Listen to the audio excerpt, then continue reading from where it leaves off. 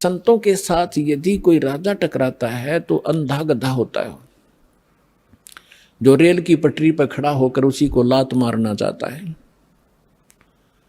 सिकंदर लोधी ने वही करा, निकाल कर तलवार और चल पड़ा अंदर कि ये 1-2 कौड़ी का महात्मा दिल्ली के सम्राट को ऐसी शब्द बोलता है तो आम मुसलमान के साथ ये कैसा बर्ताव करता होगा, इसकी गर्दन काट देता हूं।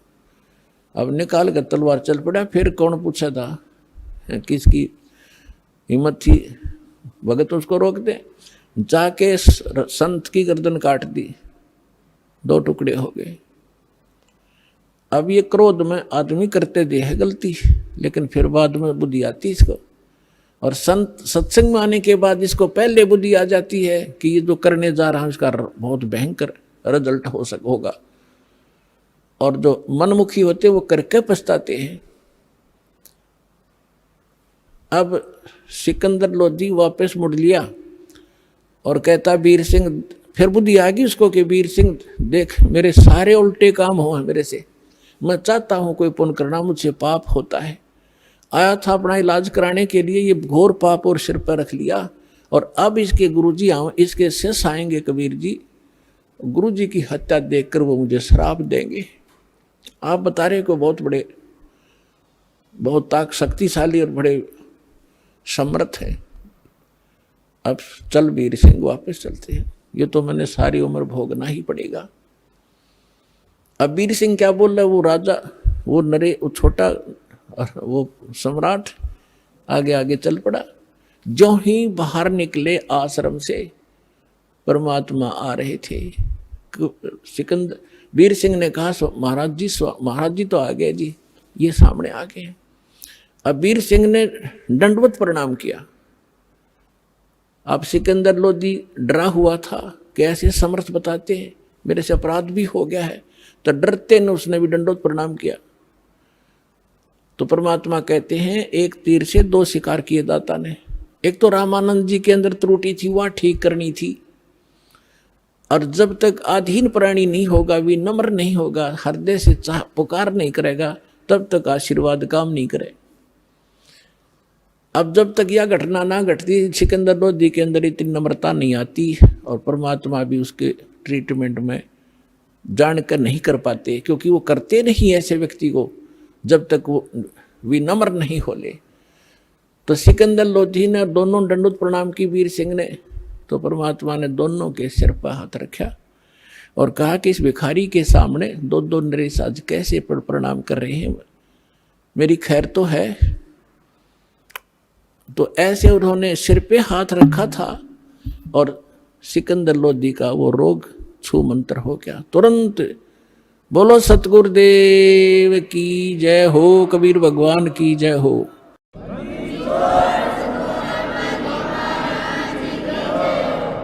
अब सिकंदर लोधी ने दृढ़ता से पैर पकड़ लिए, एकदम स्वस्थ हो गया जैसे कभी रोग था ही नहीं, रोता ही रहा पड़ा। कबीर साहब ने कहा उठो राजन उठो, क्या बात होगी।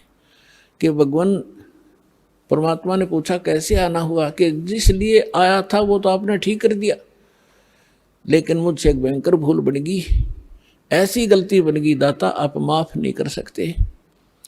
परमात्मा ने कहा भी बता, कोई भी तेरी गलती है मैं माफ करता हूँ, कोई भी गलती कैसी भी है। खड़ा हो गया, फिर उसने सारी कहानी बताई, जी ऐसे ऐसे हमने प्रार्थना की थी, आपके गुरुजी ने हमारे साथ बद व्यवहार किया, मेरे अंदर नीचता है, मेरे अंदर राज का अहम था, मेरे से गलती होगी, मैंने गुस्से में उनका सिर काट दिया, उनका कत्ल कर दिया, मुझे माफ़ करो। परमात्मा बोले कोई बात नहीं राजन, मेरे साथ आ जा, इनका अंतिम संस्कार करा के जाना, नहीं तो लोग तुझे बहुत बुरा भला कहेंगे और कुछ भी गड़बड़ हो सकती है, आ जाओ कोई बात नहीं।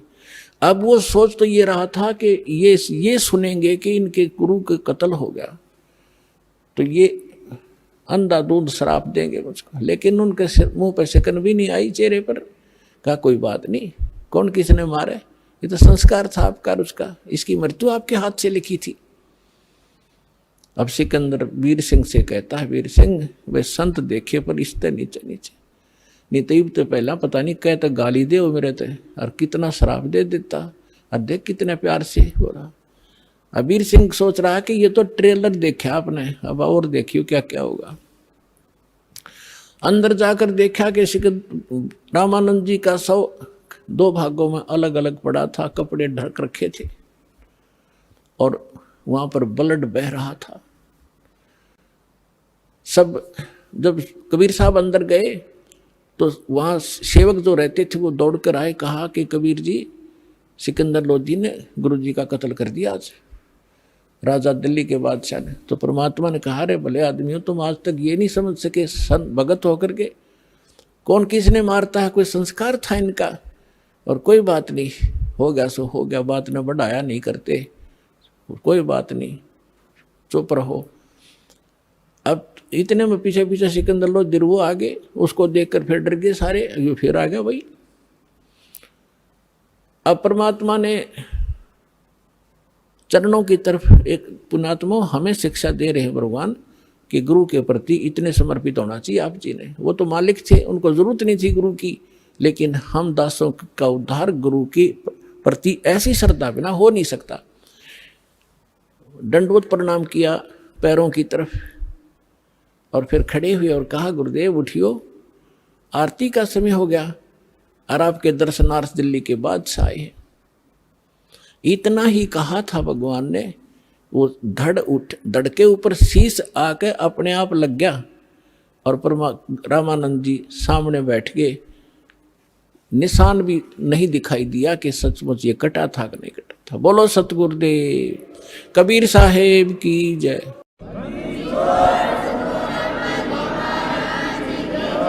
अब रामानंद जी ने जब देखा सामने सिकंदर फिर खड़ा है, उसका फिर तौड़ी पड़ गई सलवटे माथे पर।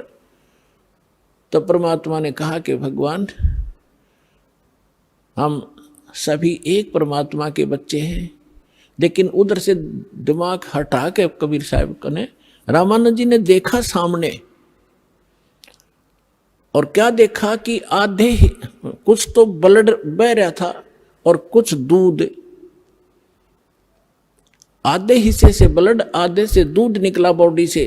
तब कबीर साहब से पूछा कि हे भगवान मुझे ये कारण बताइए, मेरे शरीर से या तो ब्लड निकले, दूध का मतलब क्या, तो आधा दूध कैसे निकला। तो परमात्मा ने कहा कि जब से आप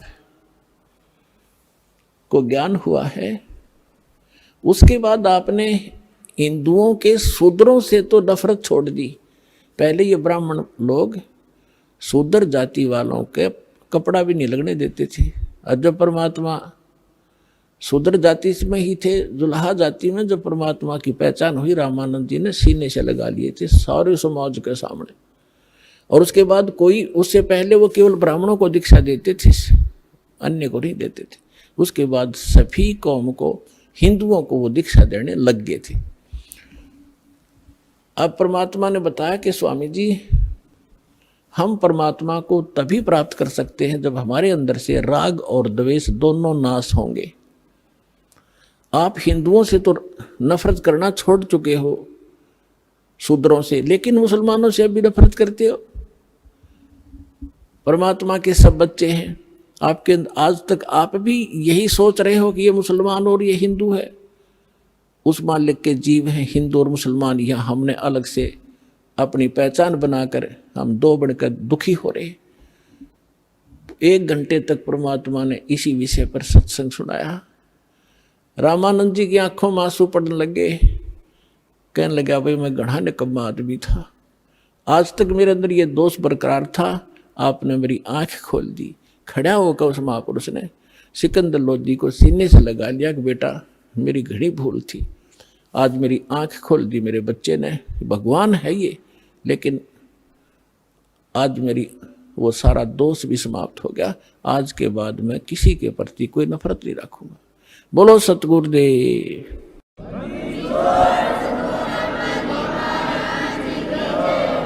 अपने आत्माओं सत्संग जो किए जाते हैं कोई किसी कथा या पात्र बनाकर किए जाते हैं। परमात्मा ने, अब परमात्मा अपनी पहचान वहाँ कैसे कराएं। धर्मदास जी को ये उदाहरण देकर छोड़ दिया था कि अभिमन्यु को क्यों नहीं जीवित कर सके तेरे भगवान? अगर ये समर्थ थे तो अब आपके रूबरू कर दिया कि उस समर्थ परमात्मा ने वह गाय जीवित की। सिकंदर लोधी ने गर्दन काट दी, रामानंद जी वो जीवित कर दिए। और सुनाता हूं इस भगवान कबीर साहब की शक्ति। अब जब वो कबीर साहब से सिकंदर लोधी ने अर्ज किया कि हे भगवान, हे अल्लाह के रूप, आप दिल्ली चलो मेरे साथ, और वहाँ की जनता में भी यही आग फैल रही है, हिंदू और मुसलमानों की आपस में बहुत झगड़े रहते, मुझे भी चैन से नहीं रहने देते। आपके इतने निर्मल विचार हैं दाता, वो सारे एक हो जाएंगे, आप मेरे साथ चलो। परमात्मा बोले मैं ऐसे नहीं चलता, पहले मेरा शिष्य बन तब मैं जाऊंगा। कहने लगे जी बोलो क्या? शिष्य बन गया मैं? मेरे तो जीवन ही नहीं था, आपने दान दिया है जीवन, मैं आपका शिष्य, आप मेरे मालिक हो। परमात्मा बोले सुन ले, कुछ नियम होते हैं शिष्य के, शराब मांस तमाकू छुआ नहीं का, और अपने राज्य में मुनादी कर देना, प्रतिबंध लगा देना, कोई जीव हिंसा नहीं करेगा। अब उसने कहा कि देखो जी मैं प्रयोग नहीं करूंगा मांस आज के बाद, ये मेरा पक्का वायदा हो लिया। तम्बाकू भी नहीं प्रयोग करूंगा, शराब तो हम प्रयोग करते ही नहीं।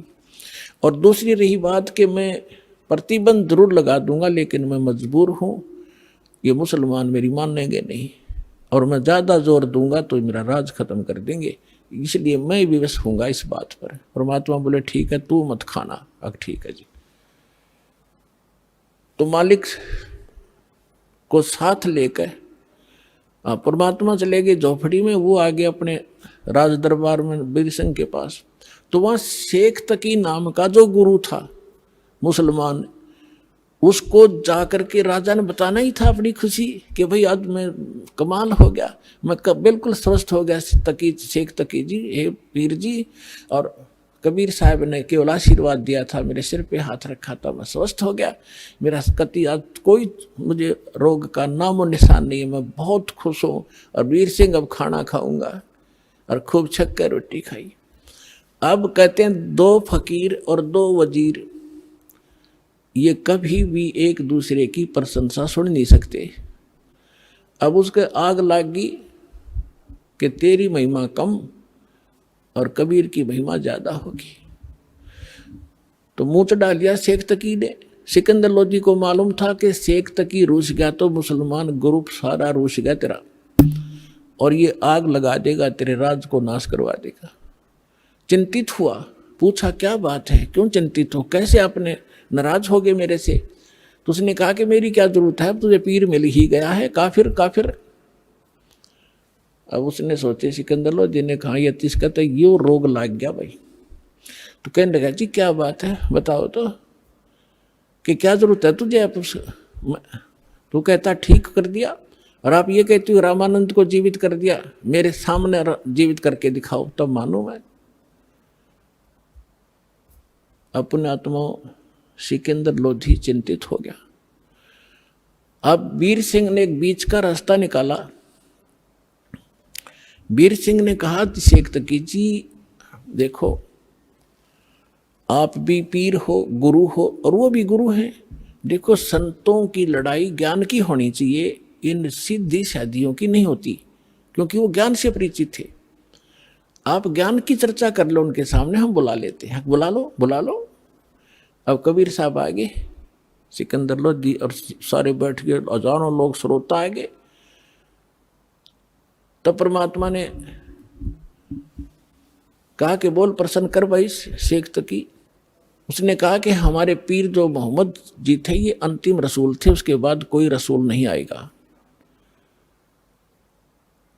और जो साधना हम करते हैं वो हमारे अल्लाह ने सीधा बताया था हजरत मोहम्मद जी को, और कुरान शरीफ का ज्ञान सीधा दिया था एक फरिश्ते के माध्यम से, जबरील के माध्यम से।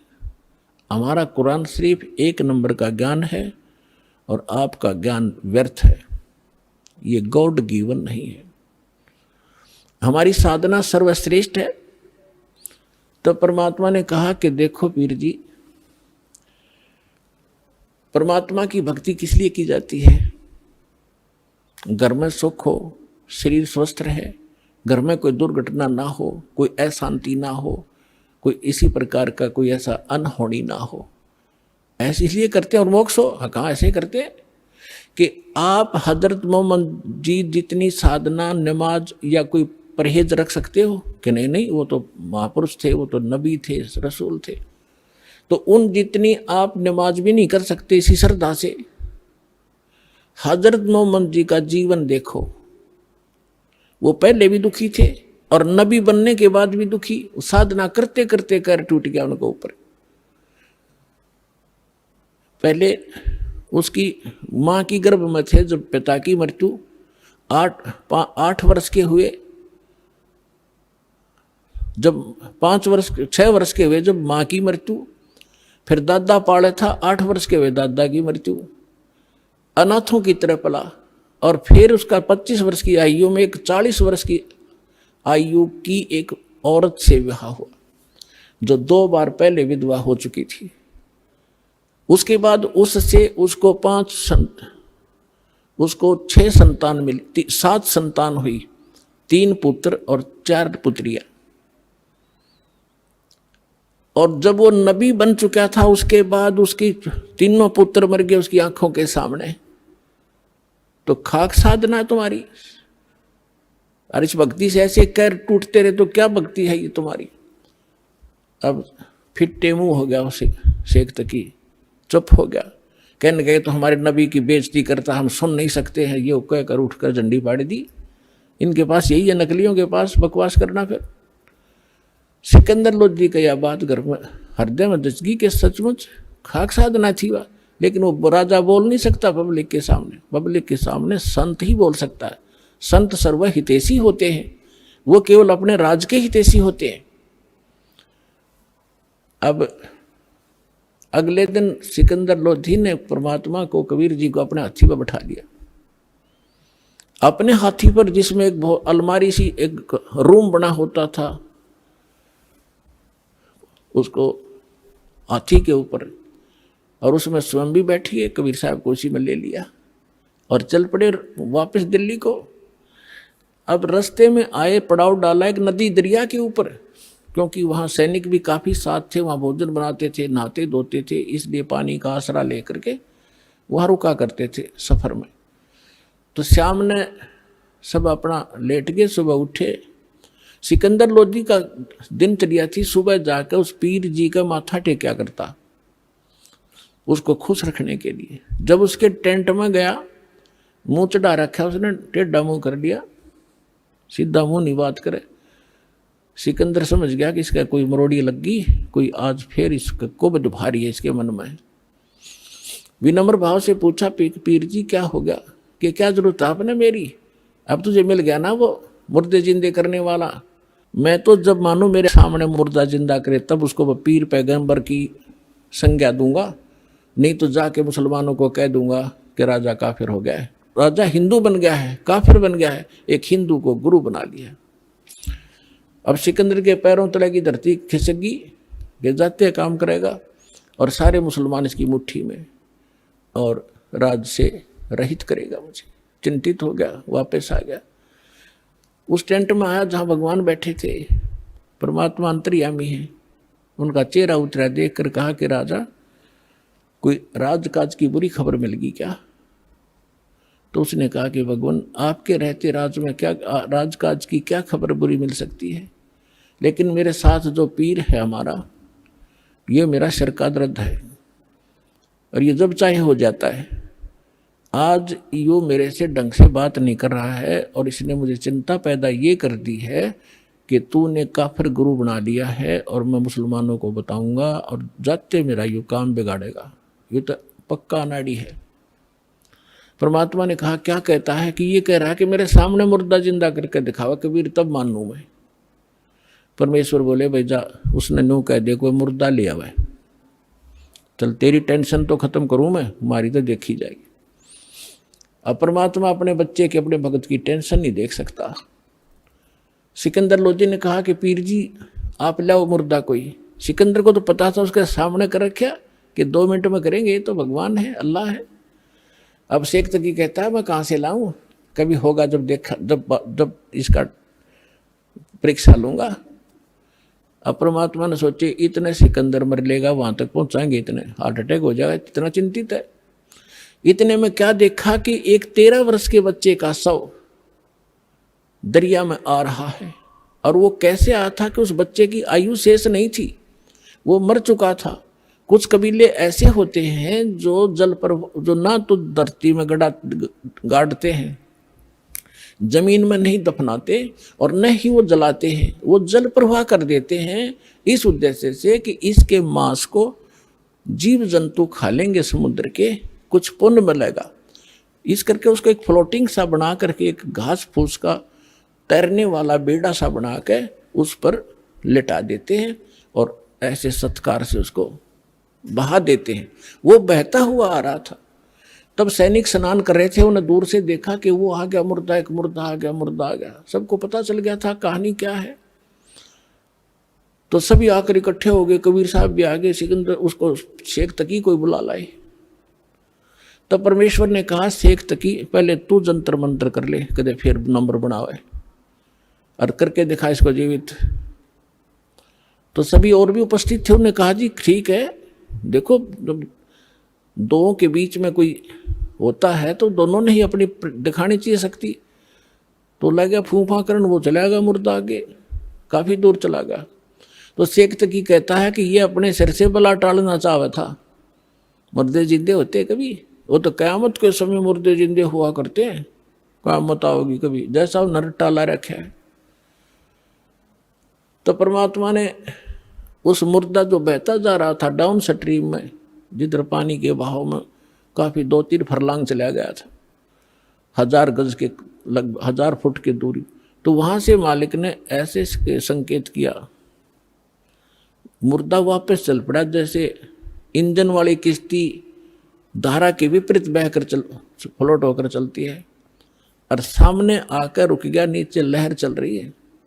तब परमात्मा ने कहा था कि हे आत्मा, तू जहां भी है कबीर हुक्म से वापस आ और इस मुर्दे में, इस बच्चे के शरीर में प्रवेश कर दोबारा और बाहर आ जा।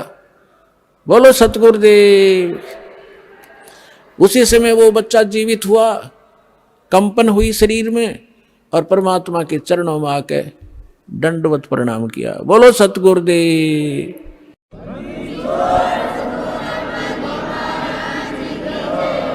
जय जयकार होगी।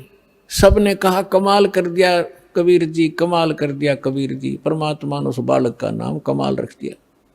और उस बच्चे को कोई चेत नहीं, तू कौन है, कहाँ का है, उसको अपनी पिछली याद खत्म। तो परमात्मा ने उस बालक को अपने साथ रखा था। परमात्मा की अपनी कोई निजी संतान नहीं थी और ना ही परमात्मा कबीर जी ने कोई विवाह किया था, कोई स्त्री उनका नहीं थी। अब लंबी कहानी ना सुना करके आगे आपको बताता हूं कि शेख तकी ने एक और परीक्षा लेनी चाहिए। उसने कहा कि ये तो मुर्दा सदमे में था और सदमे वाला जीवित हो जाता है।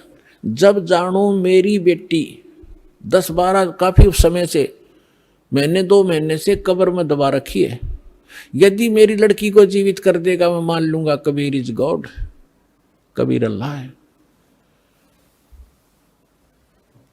और नहीं तो ये भगवान नहीं है, फिर डंडोरा पीट दूंगा। अब फिर चिंतित हो गया सिकंदर लोधी कि इसने तो कोई ना कोई सिर दर्द मेरा बना के ही रखना है। तब कबीर साहब को पता चला टेंशन का। तब कबीर साहब ने कहा कि ऐसा करो सिकंदर, इनसे कहो आप आसपास के अक्षेत्र में अनाउंसमेंट कर दो कि तीसरे दिन शेख तकी की बेटी कब्र से निकालकर कबीर जीवित करेगा, कबीर जी। अब सिकंदर जी को तो पता था कि जो कह दिया फाइनल। उसने तुरंत मुनादी करवा दी। सौरों आसपास लाखों की संख्या में लोग एकत्रित हो गए जिस दिन मालिक ने समय रखा था।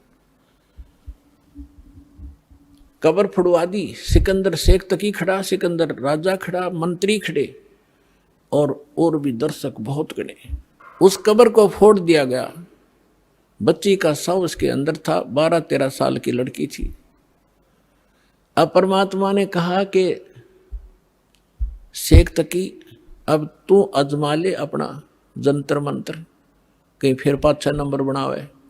तो वहाँ उपस्थित सभी व्यक्तियों ने कहा, जी अगर इसके पास कोई शक्ति होती तो अपनी बेटी ने कौन मिट्टी में दाब कर जाता, ये तो फेल है इस मामले में, आप दया करो।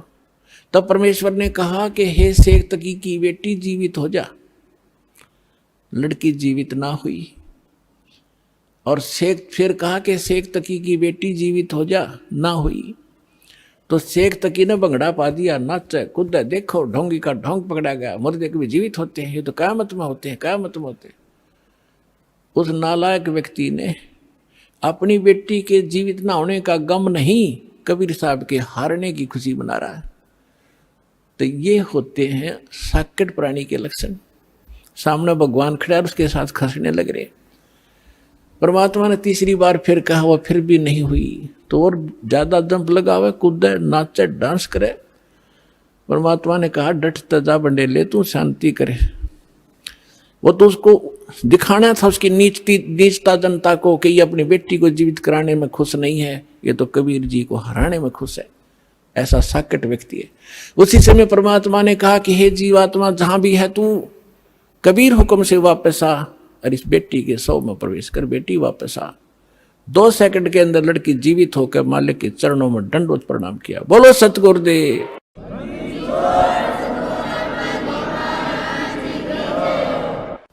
अब सबने कहा कि दाता कमाल कर दिया, मालिक कमाल कर दिया, परमात्मा। परमेश्वर ने कहा कि उसका नाम कमाली रख दिया परमेश्वर ने, और जा बेटी तेरे पिता के साथ ले जा शेख तकी। अब वो लड़की कहती है कि नहीं, आज मुझे अपने ओरिजिनल फादर का पता लग गया, ये तो नकली पिता था, मुझे माटी में डाल गया। आज मुझे अपने असली पिता का पता लग गया है। और 1.5 घंटे तक उस लड़की ने वहां कथा सुनाई, अपने पूर्व जन्म की कथा सुनाई। अपने आत्माओं, परमात्मा कहते हैं, जो जन मेरी शरण है ताका होम दास, गेल गेल लाग्या फिरूं हूं जब तक धरती आकाश। अब ये जो पिछली पीढ़ी का समय अब चल रहा है, और जितने पुण्यात्मा श्रद्धा से नाम लेंगे ये तो पार होंगे ही होंगे। ये तो करोड़ों की संख्या में, लाखों अरबों की संख्या में पार होंगे।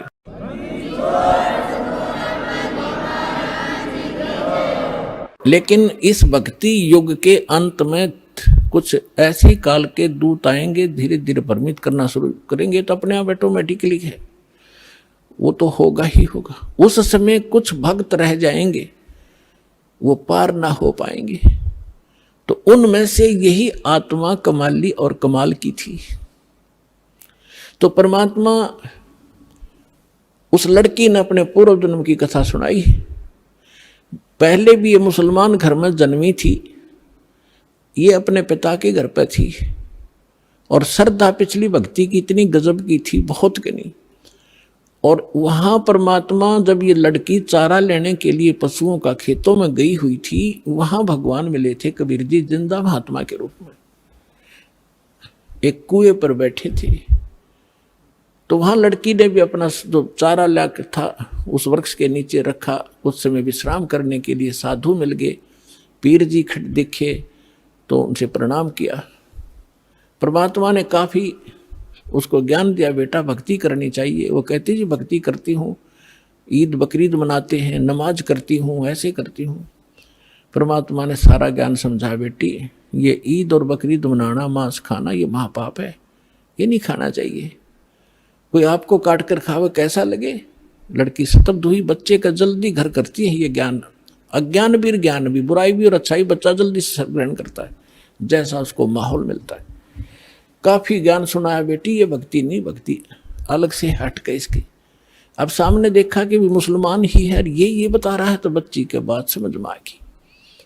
कहने के भगवान फिर क्या करूं कि बेटी जो मैं साधना बताऊं ये करना, और ये 2 दिन का जीवन है, असंग जन्म हो गया, जन्म तेर मृत्यों को मैं ऐसी साधना बताऊंगा ये पीछा छूट जाएगा। लड़की ने नाम ले लिया और बेटी मांस नहीं खाएगी, अगर नहीं खाऊंगी महाराज, कतई नहीं खाऊंगी, कोई कंपलसरी नहीं मांस खाना, खाओ तो खाओ, मैं नहीं खाऊंगी।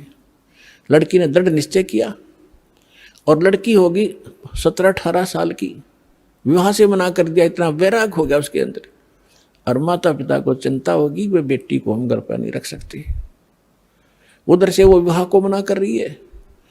तो लास्ट में माता पिता ने कह दिया, बेटी अगर तुम विवाह नहीं कराएगी तो हम दोनों आत्महत्या करेंगे, हम तुझे यहाँ नहीं देख सकते, बेटी को कैसे रखेंगे, कल न पता नहीं क्या उक चुक हो जाएगी। अब लड़की ने सोचा है बुढ़ा बुढ़िया मरेंगी, उसने यस कर दी, ठीक है मैं शादी करवा लूँ। विवाह हो गया, एक बहुत अच्छे नेक अफसर के अधिकारी के उसका विवाह हुआ, क्योंकि जो भगवान की भक्ति करे वो तो ठीक ठिकाने जागा बालक। वो नेक आदमी था, मुसलमान, भगवान से डरने वाला था। ठीक है हम परंपरागत से गलतियां कर भी रहे अपने समाज अनुसार, लेकिन पिछले संस्कार भी हमारे साथ रहते। वो बहुत ही अच्छा आदमी था, नेक आदमी था, भगवान से डरने वाला। वैसे भी स्वभाव अच्छा होता व्यक्तियों का, चाहे हिंदू हो चाहे मुसलमान, सिख हो या ईसाई, उनका अपना भी कुछ आधार होता पूर्व जन्म का। तो जब वो लड़की वहां विवाह करके वहां गई अपने पति के पास, तो उसको कहा कि मैं आपसे एक अर्ज करना चाहूंगी, वो मेरी अर्ज सुनो। उसने कहा कि बोलो, एक छोड़ दो बता, कि मैं संतानों उत्पत्ति नहीं करूंगी, मैं सप्रस नहीं करूंगी आपको, और आपने यदि मेरे साथ बलपूर्वक किया तो मैं आत्महत्या कर लूंगी। तो उसने कहा, उसका नाम राबिया था, कि राबी आपने निकाह कबूल क्यों किया? मना कर देती, कोई कंपलसरी, मुसलमानों में एक ऑप्शन है, लड़की स्वीकृति देगी तो ब्याह होगा, नहीं तो नहीं होगा। तो उसने कहा कि राबिया ने कहा कि मेरी मजबूरी थी इसलिए मैंने स्वीकृति देनी पड़ी। उसके पति ने पूछा कि मजबूरी क्या थी तेरी? कि मैं चाहती हूँ भगवान की भक्ति करना, और मुझे एक संत मिले थे, उन्होंने मुझे ज्ञान दिया था, उस आधार पर मैं दृढ़ हूँ, और यो असंग जन्म का झंझट डिपका खत्म कराऊंगी, मैं इसलिए ब्याह नहीं करवाऊँ थी माता पिता से मैं। तो उसने कहा कि अपने माता पिता के सामने मना करना था कि मैंने खूब किया था। उन दोनों ने आत्महत्या करने की ठान ली पक्की, तब मैंने स्वीकृति देनी पड़ेगी, इसलिए कि आगे कोई भगवान मिल गया तो ठीक है, नहीं तो मैं आत्महत्या कर लूंगी, अब मैं ये काम करूंगी नहीं। वो दयालु था, उसने कहा। और मुसलमानों में अनेक शादियां हो जाती हैं, एक कोई खास बातें नहीं उनके लिए थे। तो उसने कहा, राबिया जैसे तुम्हारे माता पिता लोक लाज मर्यादा के कारण आत्महत्या तक नौबत आ गई थी, ऐसे हमारी भी मर्यादा है। ठीक है, मैं वचन देता हूँ आज के बाद तू मेरी सिस्टर की तरह रहेगी, लेकिन समाज की दृष्टि में तूने मेरी पत्नी की तरह रहना पड़ेगा, और तेरे लिए अलग स्थान बना दूंगा, खूब भक्ति कर, पर मरिए मत, ये पाप मुझे लगेगा, मैं अपना और विवाह करा लूंगा। तो उसने ऐसा ही किया। महापुरुष ने अलग से उसका कमरा नारा बना दिया और बैठ अपनी भक्ति कर, उसने ब्याह करवा दिया।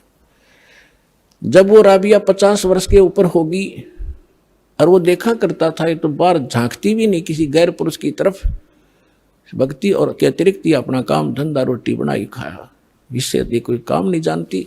उस लड़की ने क्या गलती कर दी, वहां जाने के बाद सत्संग का अभाव हो गया, भगवान फिर मिले नहीं। परंपरागत लोक वेद के आधार से मालिक वाली साधना जो उसने प्रथम मंत्र दिए थे वो त्याग दिए, और वहां जो समूह था, जैसा भी साधना चल रही थी वो ये करने लगी, नमाज नमोज, मांस नहीं खाती थी वो। ईद बकरीद के दिन रोजे अवश्य रखती थी, लेकिन वो मांस नहीं खाती थी। जब वो 50-55 वर्ष की होगी तो उनके अंदर एक विशेष धारणा बनी हुई है लोकवेद के आधार से मुसलमानों में, कि जो हज नहीं करके आवेगा उसकी मुक्ति नहीं। तो उसने अपने पति से कहा, जी मैं हज करना चाहती हूँ। उसने कहा, जाओ, बहुत खुशी की बात है, आपका तो उद्देश्य यही है, अभी कल्याण हो किसी तरह, आपके लिए कोई ऊंट की सवारी का प्रबंध कर देता हूँ। उसने कहा नहीं। राबिया ने कहा, नहीं मैं पैदल जाऊंगी, श्रद्धा से जाऊंगी, और भी बहुत से ली जा रही हैं, और भी बहुत से लोग जा रहे हैं, उनके साथ चली जाऊंगी। अच्छा जाओ फिर। अब वो चल पड़ी, अपने आत्मा देखते जाना इसका रिजल्ट क्या है भक्ति का। हमने आज तक छोटे मोटे चमत्कार किसी के देख लिए, उसी को सिद्ध और महात्मा और भगवान मान लिया। ये अध्यात्म ज्ञानहीनता थी। अब लड़की जा रही थी, वो माई, और सफर में कोई आगे चला गया, कोई पीछे रुक गया। उस समय वो अकेली जा रही थी। रास्ते में उसको प्यास लगी, खुद स्वयं को सामने कुआं देखा, कुआं था, कुएं पर बाल्टी नहीं थी, ना कोई रस्सी थी। एक कुतिया प्यासी थी, उसके बच्चे छोटे छोटे दूरी पर उसने देख लिए थे। और कुतिया कभी कुएं में झांक रही थी, कभी राबिया के पैरों में आकर चाट रही थी, फिर कुएं की तरफ भाग रही थी। समझ गई राबिया कि ये प्यासी बहुत है, और यदि इसको जल नहीं मिला तो ये मरेगी, साथ में मरेंगे बच्चे इसके।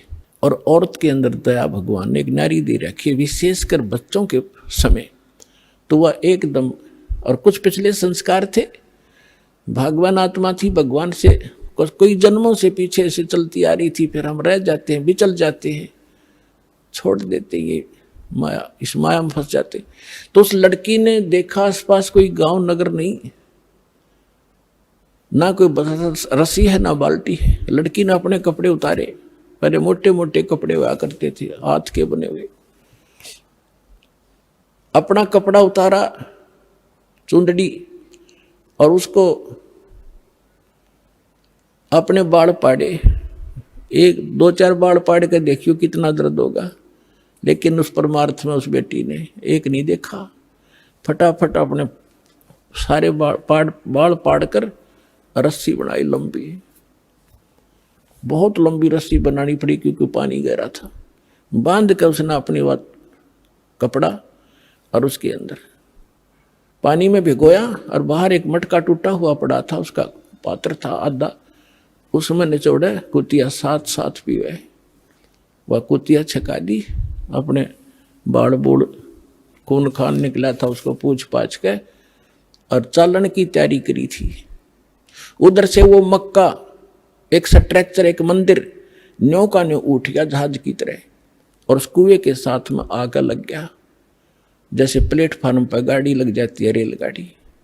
अब उसने देखा, उसने जाना ही मक्का में था, उसने सोची तो पहुंच गई मक्का, फट मक्के में प्रवेश किया। फिर वहां से उठा, वहां के लोग दे हैरान है, मक्का गया कहाँ। उस समय एक अब्राहिम अधम नाम, सुल्तान नाम का एक व्यक्ति था। वो अपने पूर्व जन्म में भी संस्कारी था, ऐसे ही भगवान का ही वो पिछला संस्कारी था। और उसने भी उसको भी उस जन्म में परमात्मा कबीर जी मिले थे, जिंदा महात्मा के रूप में उसको भी ज्ञान दे रखा था। और वो सुल्तान अधम वाली आत्मा, सुल्तान अधम तो वो आगे आके बना है, वही आत्मा उस मक्का में गई हुई थी मुसलमान होने के नाते, कि वहाँ के लोगों को समझाऊंगा कि ये साधना गलत है। तो वहाँ वो प्रचार कर ही रहा था बैठ के, तो लोगों ने पूछा ये मक्का कहाँ गया। तब अधम सुल्तान ने कहा, उस आत्मा ने कहा, मक्का नहीं मकाम, और गया रांड के लेन को नो कह अधम सुल्तान। अब सुल्तान अधम तो ये कह रहा है कि एक रांड को लेने गया, निकम्मी औरत को। अब आम आदमी के गले कैसे उतरे कि निकम्मी आदमी औरत को के लिए मक्का चला गया। लेकिन वो किस दृष्टिकोण से कह रहा था, कहते सुल्तान अधम मक्के गया, मक्का नहीं मुकाम, गया रांड के लेन को कहे अधम सुल्तान। वो कहने लगे कि आप क्या बात है, कैसे, किसको लेने का, इतने मक्का वापस आ गया। उसमें वापस आया तो वो लड़की जिसके सिर पर बाल नहीं, सारी कहानी उसने बताई, और देखने वाले भी आसपास निकट इकट्ठे हो गए थे, कैसे हो गया। वो भी मक्के में चढ़ लिए साथ में। तो आकर जब उसने पूछा कि क्या कारण हुआ, उन्होंने सबने मिलकर बताया कि ऐसे ऐसे इसने एक कुतिया और उसके बच्चों की जान बचाई, बाल पाड़ कर रस्सी बांट के पानी पिया, और ये उद्देश्य लेकर यहाँ आ ही रही थी, तो भगवान ने इसके लिए मक्का ही भेज दिया। तो इतनी प्रशंसा की पात्र बन गई पूरे मुसलमान धर्म में कि भक्ति हो तो राबी जैसी, भक्ति हो तो राबी जैसी, जिसके लिए मक्का भी उठकर चला गया। लेकिन क्या इससे मोक्ष था उसका? फिर अब्राहिम सुल्तान जब से पूछा कि आप इसको ऐसी निकम्मी लड़की क्यों कह रहे थे, इसने तो ऐसा कुर्बानी कर दी। जिसके लिए मक्का चला गया उसको आपने कैसे कहा ये निकम्मी लड़की है? तब इब्राहिम सुल्तान वाली आत्मा ने कहा कि यह निकम्मी है, इसको भगवान मिले थे जिंदा महात्मा के रूप में, इसने वह भक्ति छोड़ दी, ये डलेड हो रही है इसलिए निकम्मी है। उसके बाद राबी ने बताया कि फिर मेरा जन्म वो मृत्यु होगी, वहां मेरी प्रशंसा हो रही है, अगला जन्म मेरा एक बांसुरी का हो गया। एक बांसुरी नाम की लड़की बनी मैं, और गाने गा गा के इतनी सुरीली आवाज से पर धार्मिक भगवान की शब्द सुनाया करती थी, बहुत प्रसिद्ध होगी। और वह भी फिर वृद्ध हुई जब मक्के में गई। अब मक्के में जाकर उसने पता था कि जो मक्के में मरता है, ऐसा ज्ञान सुन रखा था लोकवेद से, वो सीधा भिष्ट जाता है, स्वर्ग में जाता है, हेवन में जाता है। लड़की ने सोचा हेवन के लिए तो ये सारा कुछ कर रहे हैं, और मक्के में मरने से हेवन मिलता है, स्वर्ग मिलता है, तो वहीं कर्द से अपनी तलवार से गर्दन काट दी, मक्के में चढ़ा दी। सबको वाह वाह की पात्र बन गई कि भक्ति हो तो बंसुरी जैसी, बंसुरी तो गई सीधी भिष्ट में, सीधी स्वर्ग गई, ये तो इसने मक्के में शीश चढ़ा दिया। फिर बताती है कि मैं कहाँ गई, अगला जन्म मेरा एक वैश्या का बना, मैंने अपने खूब कर्म फोड़े, वो मेरा जन्म फिर समाप्त हुआ। अब मेरी आयु 12 वर्ष की मनुष्य जीवन की शेष थी, मानव शरीर की। और ये भी वहां धर्मराज के दरबार में जब मैं गई हुई थी, वहां मुझे पता चला, धर्मराज ने बताया कि ऐसे ऐसे तुझे कोई संत मिला था, वो साधना तूने 4 वर्ष की थी। हाँ जी, 4 वर्ष की थी। उसके बाद उसके कारण तुझे ये इतने मनुष्य जीवन मिले हैं। अब तेरा मनुष्य जीवन शेष नहीं है, अब तू पशु योनि में जाएगी। कुछ दिन इंतजार कर, तेरा नंबर आते ही वहां ठोक देंगे तुझे। तो उसने बताया कि ये आज परमात्मा खुद पहुंचे वहां पर, और धर्मराज के सामने वकालत करी वकील बन के कि ये मेरी भक्तनी थी, पिछले जन्म में मेरी साधना कर रखी है, इसको छोड़ तू अकाउंट नहीं ले सकता। धर्मराज ने हाथ जोड़ लिए और इनको वापस दे दी मेरी आत्मा। मैं यहाँ खड़ी हुआ, लोगों ये भगवान आए हैं, ये अल्लाह अकबर है, आंख खोल लो, चरण ले लो। लाखों लोगों ने कबीर साहब की शरण ली। बोलो सतगुरुदेव।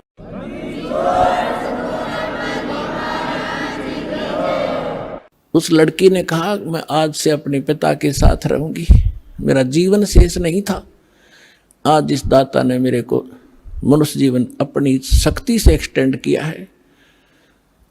समर्थ का शरणाग हो, रंग होरी हो, भाई कदे न हो काज, राम रंग होरी हो। ऋग्वेद मंडल नंबर 10 सूक्त 161 मंत्र 2 कबीर साहब के ऊपर खरा उतरता है। तो who is God? Kabir is God. और कितनी कथा सुनाऊं आपको इस समर्थ भगवान की। और कृष्ण जी की हम एक कथा गाया करते थे, उसने सुन सुन के भगवान मान लिया। तो कबीर साहब समझाया करते थे, कबीर साहब कहा करते थे, बंधन काटे विपत में, कठिन कियो संग्राम, चिन्नो रे नर प्राणिया, वो गरुड़ बड़ो के राम। परमात्मा समझाया करते थे उस समय कि तुम श्री राम को भगवान बताते हो, और जब तुम्हारी कथा में है रामायण में कि श्री रामचंद्र जी को, रामचंद्र जी के ऊपर पूरी सेना के ऊपर नाग फांस का एक हथियार छोड़ दिया था। सारी की सारी सेना नाग फांस में आ गई थी, यानी इतने सर्प हो गए थे, सभी सेना को ऐसे हाथों से और चारों तरफ लपेट के बांध दिया था, इंक्लूडिंग लक्ष्मण एंड श्री राम। और ऐसे खड़े थे, ऐसा है हुए सारे, जैसे ईंख बांध दिया करें। और सारी सेना खड़ी खड़ी देखा कि काटेंगे ये सारे राक्षस हमें। तब नो कहे हैं कि गरुड़ से पुकार करी गई। गरुड़ वो पक्षी जो श्री रामचंद्र विष्णु जी का वाहन बताते हैं। गरुड़ आए, गरुड़ ने फिर उनके नाग काटे सारे, नाग मार दिए। जब भगवान श्री राम बंधन मुक्त हुए, परमात्मा कहे फिर बंदी छोड़ कौन होया, गुरुड़ हो गया तेरे राम का भी बंदी छोड़। काटे बंधन विपत में वो कठिन कियो संग्राम, चिन्नो रे नर प्राणिया ये गरुड़ बड़ो के राम। एक गोवर्धन पर्वत को उठा लिया श्री कृष्ण जी ने, तुमने भगवान मान लिया। गोवर्धन श्री कृष्ण धार्यो द्रोणगिरी हनुमंते, शेष नाग सब सृष्टि उठारा इनमें कौन भगवंत। क्या एक पहाड़ को उठाने मात्र से भगवान की संज्ञा में ले लिया, समर्थ मान लिया तुमने? तो तुम्हारी कथा तुम लोकवेद सुनाते रहते हो कि शेष नाग ने सारे ब्रह्मांडों को सिर पर रख रखा है। फिर और हनुमान जी ने द्रोणागिरी उठा लिया था, इनमें कौन सा भगवान? ये भगवान की पहचान नहीं, जो तुमने पैमाना ला रखा है, ये भगवान मापन का नहीं है। फिर कहते हैं लंका पाठ समुद्र पाठ लंका गयो, यो सीता को भरतार, अगस्त ऋषि ने ये सातों पी लिए, इनमें कौन करतार। ओए होए, ऐसे सटीक प्रमाण दे रखे भगवान ने, फिर भी हमारी आंखें नहीं खुली, क्योंकि हमारी बुद्धि काल के प्रभाव से इतनी दबी हुई थी। परमात्मा ने कहा कि तुम्हारी बात बड़ी करता हूं कि श्री रामचंद्र जी ने समुद्र पर पुल बनवा दिया, इसलिए आप उसको भगवान मानते हैं। वैसे तो यह कहानी न्यारी है, दास बताता रहता है। ये खुद भगवान कबीर साहब गए थे एक महात्मा मुनिंदर के रूप में, और इनकी अर्ज पर एक पत्थर को, एक पहाड़ को हल्का कर दिया था, चारों तरफ रेखा खींच दी थी कि ये फ्लोटिंग हो गया है, अरे ले जाओ पुल बांध लो। श्री राम के बस का ना था समुद्र पर पुल बनाना। तो परमात्मा कहते चल तुम्हारी बात बड़ी मानते हैं, वह तो बात तुम्हारे कहाँ समझ में आओगी कि लंका पाठ समुद्र को पाट के, यानी उसको पुल बना के छाप के, और लंका गया था कौन? तुम्हारी सीता का पति राम, सीता को भरतार। अगस्त ऋषि ने तुम आप बताओ सातों पीढ़ी एक घूट में, तो इनमें कौन सा भगवान? जबकि श्री रामचंद्र जी तो 3 दिन तक समुद्र में खड़े होकर याचना कर रहा था, मैंने रास्ता दे दे, फिर भी ना रास्ता मिला। और अगस्त ऋषि ने एक घूंट में सारे पी लिए थे, फिर वापस छोड़ भर दिए। अगर ये इस तरह के अटपट से तुम भगवान को प्रसिद्ध करना चाहते हो तो यूं भी सिद्ध ना होता तुम्हारा। तो पुण्यात्माओं, सौभाग्य आपका, आपको ये तत्व ज्ञान प्राप्त हो रहा है। इसको तत्व ज्ञान कहते हैं, तो निष्कर्ष निकालना जाओ सारी कथाओं का। ये जड़ी बूटी तो सबने पता था, या तुलसा है या फलानी है या है, तो उनकी जड़ी उसका जो औषधि बना वो है वैद। तो ये दास है इस अध्यात्म मार्ग का वैद, और जड़ी बनाकर भगवान डर गए थे सतनाम और सारनाम की, जो आज दास के समझ में आ गई, और उसका परिणाम आप देख रहे हो। लाखों लोगों का रोग नाश हो गया, घर में वृद्धि होने लगी, सन्नी संतान को संतान मिल रहा है, निरोग हो रहा है, और फिर ज्ञान ऐसा प्रबल आत्मा को गदगद कर देता है। अपने आत्मा धर्मदास जी को परमात्मा ने तो थोड़े उदाहरण दिए थे दास ने, क्योंकि वो तो भगवान थे, अपने बारे में कहे तो ना समझ में आओ। इसीलिए एक गुरु की, एक दास की आवश्यकता होती है जो आत्मा और परमात्मा का मिलन करवावे। तो ये दास है इस विश्व में परमात्मा से मिलाने वाला, सच्चा ज्ञान बताने वाला, और काल के बंध से छुड़वाने वाला।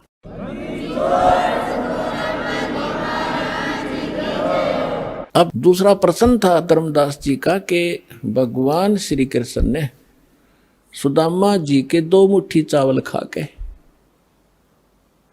और उसको धनी बना दिया, उसका एक महल बना दिया। परमात्मा बोले एक राजा का मित्र, उसके लिए ये कोई खास बात है? तुम आप बताते हो श्री राम कृष्ण जी तो राजा थे द्वारका के, एक मित्र के लिए एक ढूंढ बना दिया छोटा सा, एक दे दिए उसमें 200 से 400 रुपये, वो सारी उम्र बतेरे उसको, तो इसी से भगवान मान लिया। अब ये दास बताएगा। अपन आत्माओं वैसे थोड़ी सी 2 शिक्षाएं हैं, क्योंकि जो हम पहले ज्ञान सुना करते थे वो ज्ञान समझ लो प्राइमरी स्तर का था। ब्रह्मा विष्णु महेश को ये भगवान मानते थे, तो ये ज्ञान प्राथमिक पहली 5वीं कक्षा तक का समझो। और जो काल को ब्रह्म को भगवान मानते थे वो मैट्रिक तक का ज्ञान समझो, उनकी बुद्धि मैट्रिक तक समझो। लेकिन विधि ठीक ना होने से और वैसे उनको मान लेने से, वो ज्ञान होने से भी कोई लाभ नहीं था। अब जैसे हम कथा सुना करते सुदामा और कृष्ण जी की, अब इन कथाओं से भी थोड़ा सा निष्कर्ष हम साथ लेकर चलेंगे, तभी हम, क्योंकि बच्चा जो 5वीं 6वीं 7वीं 10वीं पढ़ ले तभी तो अगली पढ़ाई पढ़ सकता है। बहन जी नमस्कार। नमस्कार। क्या नाम है जी आपका? मेरा नाम श्वेता चोपड़ा है। श्वेता जी कहाँ से आए हैं आप? मैं होशियारपुर डिस्ट्रिक्ट से आई हूँ, वहाँ पे महलपुर एक जगह का नाम है, वहाँ पे रहती हूँ, पंजाब में। क्या कारण रहा कि आपने संत रामपाल जी महाराज से नाम दीक्षा ली? मैं पहले तो ये बताना चाहूँगी कि मैं काफ़ी दुखी रहा करती थी, तो मुझे शुरू से परमात्मा की तलाश थी। जिससे पहले मैंने शिव जी की भक्ति बहुत की है। तो उसके बाद क्या हुआ, मैं अपनी बहन के पास हमेशा ये जिक्र किया करती थी कि ऐसा क्या करें कि जिससे हमारे सभी दुख दूर हो जाएं। तो उसने मुझे बोला कि तू ज्ञान गंगा पुस्तक ले ले, उसको तू पढ़ेगी तो तेरे मतलब उसने नामदान ले लिया था, तो तू पढ़ेगी तो तेरे सब दुख दूर हो जाएंगे। वो बुक मेरे पास अप्रॉक्सीमेटली 1 साल तक पड़ी रही, पर मैंने उस बुक को नहीं पढ़ा। उसके बाद क्या हुआ, मेरे पे तकलीफ़ें बहुत ज़्यादा बढ़ चुकी थी। फिर मैंने जब उस बुक को पढ़ा तो बुक को पढ़ने से ही मेरे आधे प्रॉब्लम तो ख़त्म हो चुकी थी। फिर उसके बाद जब मैं अपनी बहन से पूछा कि ज्ञान क्या होता है, वो मुझे बोलती थी तू ज्ञान को समझ। मैं उसको यही बोलती थी कि ज्ञान होता क्या है, मुझे इसके बारे में बता। जब धीरे धीरे उसने मुझे ज्ञान समझाना शुरू किया तो मुझे पता लगा कि कुछ बात तो है। तो फिर मैंने गुरुजी के सत्संग भी देखे। तो संत रामपाल जी महाराज जी की एक एक बात जो है वेदों में जो लिखी हुई है, उसकी एक एक बात की सच्चाई को जान के मैं अंदर से मुझे इच्छा हुई कि मैं नामदान ले लूं। तो मैं अपनी बहन को बोला कि मुझे नामदान लेना है। तो फिर उसके बाद मैंने नामदान ले लिया। और मुझे तो वेद प्रमाण की बातों के बारे में बिल्कुल भी नॉलेज नहीं थी, ना ही हमारी फैमिली में से पीछे से कोई जुड़ा हुआ था। सबसे पहले मेरी मासी जी हैं जो यूएस में रहती है, उन्होंने नाम लिया था। फिर धीरे धीरे क्या हुआ, जो बुक्स थी, जब मैंने ज्ञान समझा कि एक एक बुक में एक एक चीज जो है जो गुरुजी ने लिखी हुई है, धीरे धीरे जब मैंने बाकियों के साथ कंपैरिजन करना शुरू किया तो मुझे ये लगा कि जो गुरुजी ने बातें कही हैं वो एक एक सच है और उसमें से 0.1% बात भी झूठ नहीं है। तो ये चीज जो थी वो मुझे गुरुजी की तरफ बहुत ज्यादा अट्रैक्ट करती थी, जिसकी दया से मैंने आज गुरुजी का नाम ले लिया है। श्वेता जी क्या करते हैं आप? मैं नर्सिंग कॉलेज में पढ़ाती हूँ, मैंने BSc नर्सिंग की हुई है। श्वेता जी आप एक शिक्षित महिला हैं, क्या आप ये मानते हैं कि किसी संत से नाम दीक्षा लेने से या किसी संत के आशीर्वाद देने मात्र से किसी व्यक्ति की समस्याएं खत्म हो सकती है, किसी के दुख दूर हो सकते हैं? सबसे पहले मैं आपको ये बात बताना चाहूंगी कि मेरा बेटा है जो वो इस टाइम 4 साल का है। उसको सबसे पहले तो मैंने जब नाम लिया मैंने उसको सही तरीके से फॉलो नहीं किया। मेरे बेटे को ESR, मेरे बेटे का ब्लड टेस्ट में जो है वो TB में होता है कि वो एक बीमारी है जो छाती की बीमारी है, उसमें उसकी रिपोर्ट में हाई आ गए थे काफ़ी। तो मुझे शायद लग रहा था कि मैंने नाम अपना ख़राब किया है, खंड किया है, तो उसके कारण मुझे प्रॉब्लम आई है। वो रिपोर्ट इतनी सॉलिड थी कि उस डॉक्टर लाल पैथ लैब की रिपोर्ट थी, उसको कोई नकार नहीं सकता। उसके बाद क्या हुआ, मैंने अपने मन में ही गुरुजी से माफ़ी मांगी कि गुरुजी अगर मैंने नाम खंड किया है तो मैं आगे से ये गलती नहीं करूँगी, क्योंकि मुझे इतने सुख मिलने लग गए थे नाम लेने के बाद, शायद मैं भूल गई थी कि मैं मर्यादा में भी रहूंगी। जब जैसे ही मैंने गुरुजी से माफ़ी मांगी, संत रामपाल जी से माफ़ी मांगी, तो वैसे ही मैंने कहा कि अपने हस्बैंड को कि प्लीज़ मैंने एक बार रिपोर्ट फिर करवानी है। मुझे अपने मालिक पे पूरा भरोसा था। जैसे ही मैंने वो रिपोर्ट करवाई तो मेरे बेटे की 2 जगह से रिपोर्ट जो थी वो बिल्कुल नॉर्मल आई। पहला लाभ तो मुझे ये हुआ। दूसरा लाभ ये था कि एक मेरा पेपर था, लाइक IELTS का पेपर था, वो शायद मैंने 5-6 बार दे दिया था। तो सबसे बड़ी गलती मैं ये करती थी, मैंने गुरुजी को प्रार्थना नहीं लगाई थी। पर ये मुझे विश्वास था कि कि शायद अपने आप पे कॉन्फिडेंस होता है कि नहीं मैं क्लियर कर लूंगी। पर क्या हुआ कि मैंने फिर एक बार प्रार्थना लगाई, जब मेरा क्लियर ही नहीं हो रहा था पेपर, तो गुरुजी ने मुझे कहा कि आप मतलब जो गुरुजी ने मुझे जवाब दिया, फिर मैंने उसको फॉलो किया। उसको फॉलो करने के बाद आज मेरा इतना अच्छा रिजल्ट है जो मैं बता भी नहीं सकती। तीसरा लाभ मेरा ये है कि जो मेरे हस्बैंड है वो तो कभी भी ना, मैंने तो कभी सोचा भी नहीं था कि वो नाम भी ले लेंगे। उन्होंने लाइक बैड सोसाइटी में हो गए थे वो, और काफ़ी गंदा नशा करने लग गए थे वो, जिसके कारण उन्होंने मेरी ज्वेलरी सेल कर दी, काफ़ी कुछ कर दिया था उन्होंने। तो उसके बाद मैंने उनको बोला कि शायद वो कोई प्रॉब्लम में भी सफ़र कर सकते थे, कोई भयंकर रोग भी शायद उनको लग सकता था।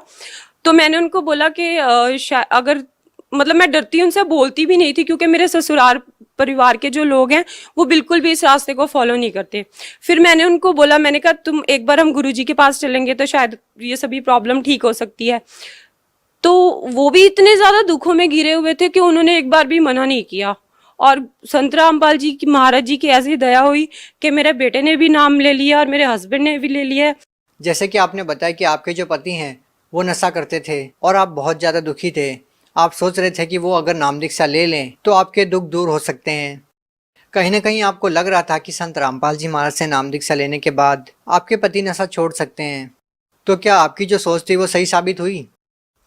जी बिल्कुल, मेरे हस्बैंड ने जैसे ही नाम लिया उन्होंने बिल्कुल नशा छोड़ दिया। वो बहुत गंदा नशा था।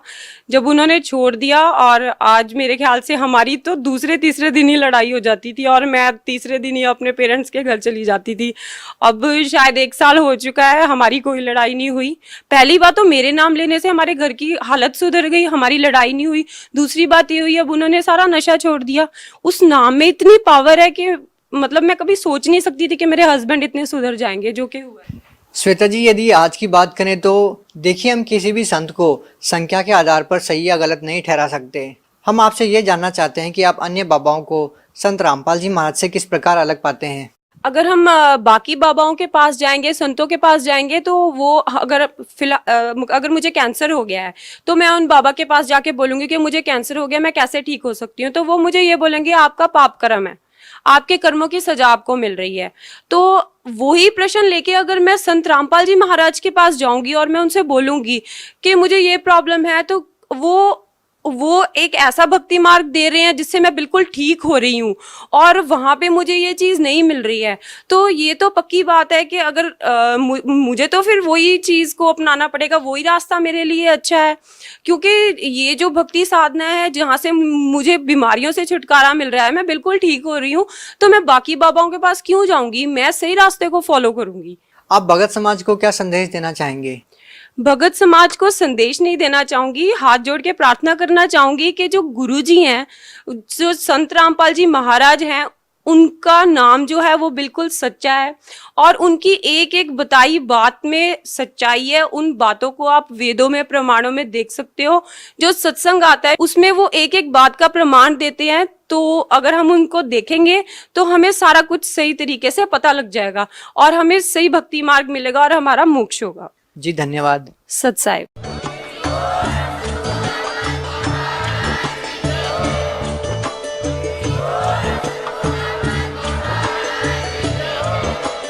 सब्सक्राइब करें लास्ट भक्ति यूट्यूब चैनल को और बेल आइकन को प्रेस करें ताकि आने वाली वीडियो की नोटिफिकेशन आपको मिलती रहे। सत साहिब।